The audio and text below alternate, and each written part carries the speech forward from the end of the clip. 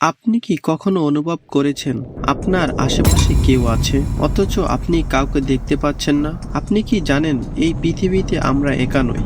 আমাদের চোখে অদৃশ্য কিন্তু তারা আছে। তারা আমাদের মতোই সমাজ গড়ে, পরিবার গড়ে, বিয়ে করে, এমনকি ধর্মও মানে।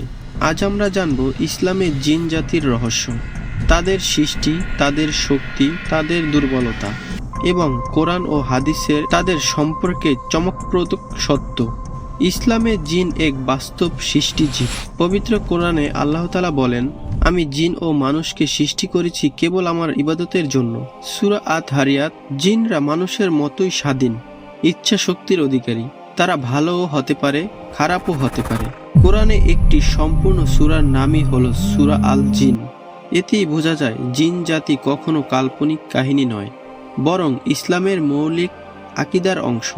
আল্লাহ তাআলা কোরআনে বলেন, আর জিনকে সৃষ্টি করেছি আগুনের শিখা থেকে। সূরা আর রহমান।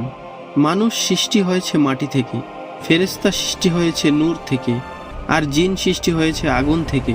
এই কারণেই জিনদের স্বভাব দ্রুতগামী, শক্তিশালী এবং রূপ পরিবর্তনে সক্ষম। যখন আল্লাহ তাআলা আদম আলাইহিসসালামকে সৃষ্টি করলেন, সব ফেরেশতাকে সিজদা করার নির্দেশ দিলেন।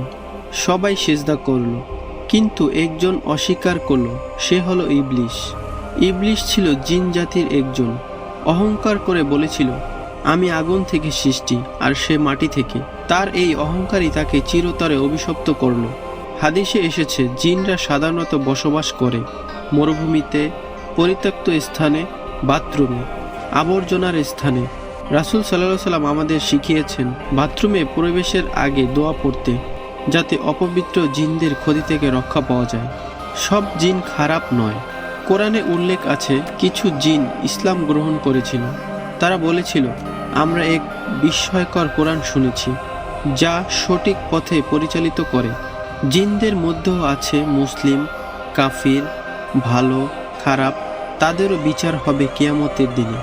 ইসলাম স্বীকার করে জিন মানুষের ওপর প্রভাব ফেলতে পারে, কিন্তু মনে রাখবেন তাদের ক্ষমতা সীমিত। আল্লাহর ইচ্ছা ছাড়া তারা কিছুই করতে পারে না। রাসূল সাল্লাল্লাহু আলাইহি সাল্লাম বলেছেন, আয়াতুল কুরসি পাঠ করলে শয়তান দূরে থাকে। জিনদের মূল রূপ মানুষ দেখতে পারে না, কিন্তু তারা বিভিন্ন রূপ নিতে পারে, মানুষ, পশু, সাপ, কুকুর ইত্যাদি। তবে এই বিষয়গুলো নিয়ে অতিরঞ্জিত গল্প ইসলামে গ্রহণযোগ্য নয়। ইসলামে জাদু বাস্তব, কিন্তু এটি হারাম ও ভয়ঙ্কর গুনাহ। সূরা আল বাকারায় হারুত ও মারুতের ঘটনা উল্লেখ আছে। জিনদের সাহায্যে কেউ ক্ষতি করতে পারে, কিন্তু তার শাস্তি ভয়াবহ।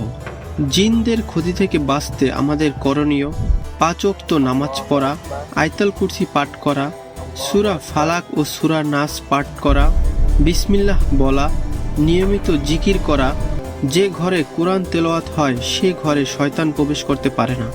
আমাদের সমাজে অনেক কুসংস্কার আছে। গাছে জিন, রাত 12টার পর জিন, নির্দিষ্ট জায়গায় জিনের রাজত্ব। ইসলাম কুসংস্কারকে সমর্থন করে না। আমাদের বিশ্বাস কেবল কোরআন ও সহিহ হাদিসের উপর ভিত্তি করে। ভাবুন তো, আমরা একা নই। আমাদের পাশেই আরেকটি জগৎ। তারা আমাদের দেখে, কিন্তু আমরা তাদের দেখি না। তবু আল্লাহ আমাদের দিয়েছেন সবচেয়ে বড় শক্তি, ঈমান। জিনের এই রহস্য ভয় পাওয়ার বিষয় নয়, বরং জানার বিষয়। ইসলাম আমাদের অদৃশ্য জগৎ সম্পর্কে সচেতন করেছেন, কিন্তু ভয় নয়, দিয়েছে নিরাপত্তার পথ। যদি ভিডিওটি ভালো লাগে, লাইক, শেয়ার ও সাবস্ক্রাইব করতে ভুলবেন না। আল্লাহ আমাদের সবাইকে অদৃশ্য জগতের অনিষ্ট থেকে হেফাজত করুন, আমিন। এবং কমেন্ট করে জানাতে পারেন পরবর্তী কোন বিষয়ের উপর ভিডিও চান। আশা করি সেই বিষয়ের উপর ভিডিও বানিয়ে আপনাদেরকে সাহায্য করব ইনশাআল্লাহ।